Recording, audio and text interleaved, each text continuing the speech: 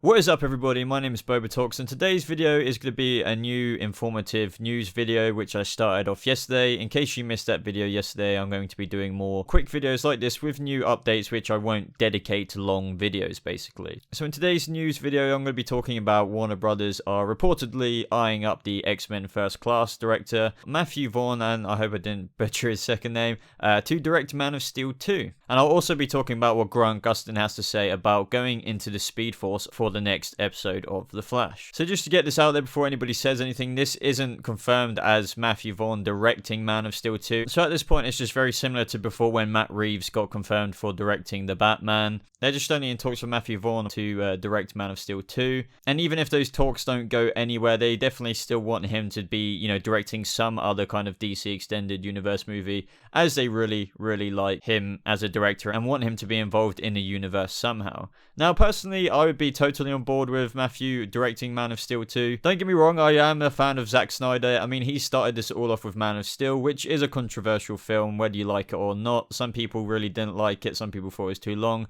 I personally loved it. I do get how it was a long film, but at the end of the day, it's what sprang off everything today. So even though we will be getting a new director for the Man of Steel 2, the looks are primarily going to be the same, the characters, but it might just have a totally different feel for it. I also am a big fan of the First Class films, X-Men First Class. I thought it was a great film. So bringing his experience into the DCEU, especially for Man of Steel 2, if that ends up happening, will be fantastic. But as always, guys, I would love to know what you think of this director and his possibility to come on to direct the Man of Steel 2. Or if not the Man of Steel 2, what other DC future movie would you like him to direct? Okay, so the next notable piece of news I wanted to talk about in today's video is Grant Gustin and Andrew Kreisberg talking about the next episode of The Flash. Definitely did get my head thinking about what is going on because he dropped something that was very, very, very interesting. So Grant Gustin was asked if Barry will sacrifice himself for Wally going into the Speed Force. So this quote I'm about to say is initially what Andrew Kreisberg told Entertainment Weekly.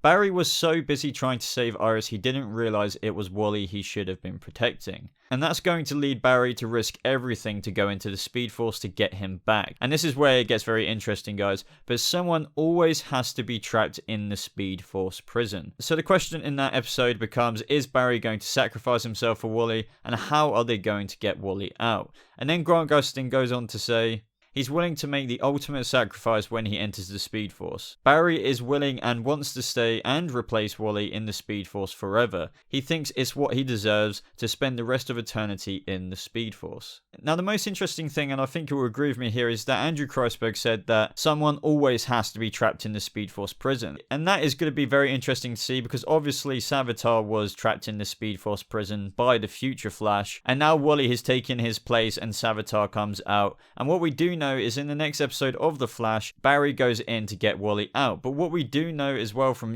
future set photos and stuff like that, is that Barry won't end up in the Speed Force, forever as well. Even though what Grant Gustin said in this interview is that Barry is willing and wants to stay there and replace Wally in the Speed Force forever because he thinks he deserves to spend the rest of eternity in the Speed Force forever. And I totally get why the character feels that way. I mean, after everything, he's done, and it's very comic booky as Barry, sort of going into the Speed Force and staying there for a long time and everyone maybe assuming he's dead or whatever. Obviously, that's not going to happen. We've had Barry trapped in the Speed Force last season and now he's going in to save Wally. I mean, it would be pretty cool for this to happen, but it's not going to happen. They're not going to have Barry go in and Wally coming out, trading places, but somebody will have to trade places based on what Andrew Kreisberg said. As he did say, someone always has to be trapped in the Speed Force prison. So how the hell is Barry going to do this in the next episode of The Flash? We do know that Wally isn't going to stay in there for ages and probably will get out by the end of this episode. And I really don't think Barry is going to stay in there as well because it would just be a little bit of,